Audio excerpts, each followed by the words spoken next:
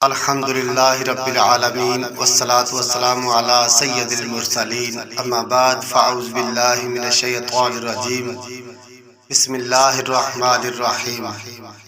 معزز سامعین، امید کرتا ہوں کہ آپ سب خیر و عافیت سے ہوں گے۔ ناظرین کرام، کل میں نے آپ کے سامنے قلبی خیالات کے بعد کی بہت ہی ضروری 3 باتوں کے بارے میں گوش گزار ہوا تھا، اور آج نمبر 2، کیونکہ ان میں سے ایک کی تفصیل کل میں نے آپ کے سامنے پیش کر دی تھی، اور آج نمبر 2 کی تفصیل آپ کے سامنے پیش کروں گا۔ برے خیال میں اس لحاظ سے فرق، آیا وہ رحمانی ہے یا نفسانی یا پھر شیطانی، اور ان کے مابین فرق کس چیز سے کیا جائے، کیونکہ ان میں سے ایک ہو تو دوسرا نہیں ہوتا۔ اس کی تفصیل آج آپ کے سامنے پیش کر رہا ہوں۔ اس سے پہلے آپ سے گزارش ہے کہ ویڈیو کو آخر تک دیکھیے گا تاکہ مکمل طور پہ سمجھ آ سکے، اور اگر آپ نے ابھی تک ہمارے یوٹیوب چینل کو سبسکرائب نہیں کیا تو کائنڈلی سبسکرائب کر لیں، اور ساتھ ہی بیل آئیکن کے بٹن کو دبا دیں تاکہ اس طرح کی ہر آنے والی نئی ویڈیو کا نوٹیفیکیشن آپ تک جلد از جلد پہنچتا رہے، اور کمنٹ سیکشن کے اندر جا کر اپنی رائے کا اظہار ضرور فرمائیں۔ تو چلتے ہیں ناظرین کرام اپنے موضوع کی طرف۔ اگر تم چاہو کہ شیطان کی طرف سے برائی کے خیال، نفس کی طرف سے برائی کے خیال، اور اللہ عز و جل کی طرف سے ابتداءً پیدا ہونے والے خیال میں فرق کرو تو خیال کو 3 جہتوں سے دو۔ نمبر 1، پہلی جہت، اگر وہ خیال ایک ہی حالت پر پختہ اور برقرار رہے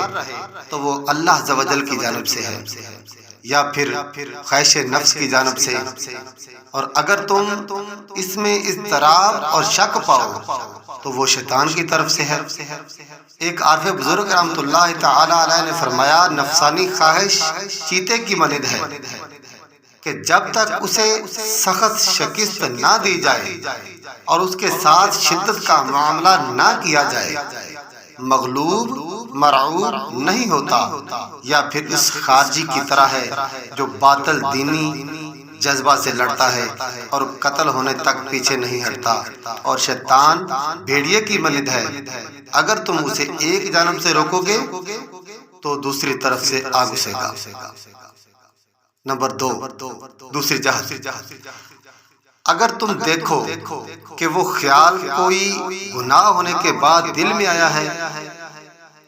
تو وہ اللہ عز و جل کی طرف سے ہے، تاکہ اس گناہ کی برائی سے نفرت اور سزا کا احساس دلایا جائے۔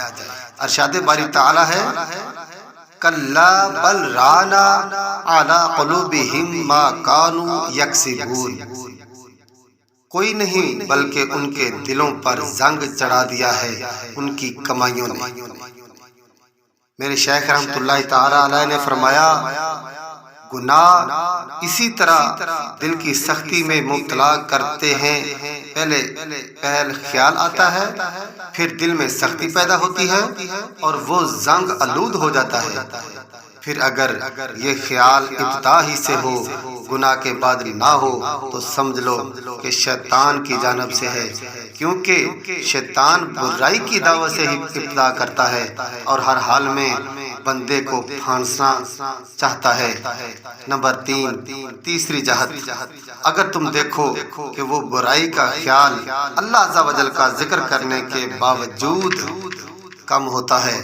نہ ختم ہوتا ہے، تو نفس کی جانب سے ہے، اور اگر ذکر الہی کرنے سے کمزور اور کم ہو رہا ہے تو شیطان کی جانب سے ہے، جیسا کہ درج ذیل آیت مبارکہ میں ہے،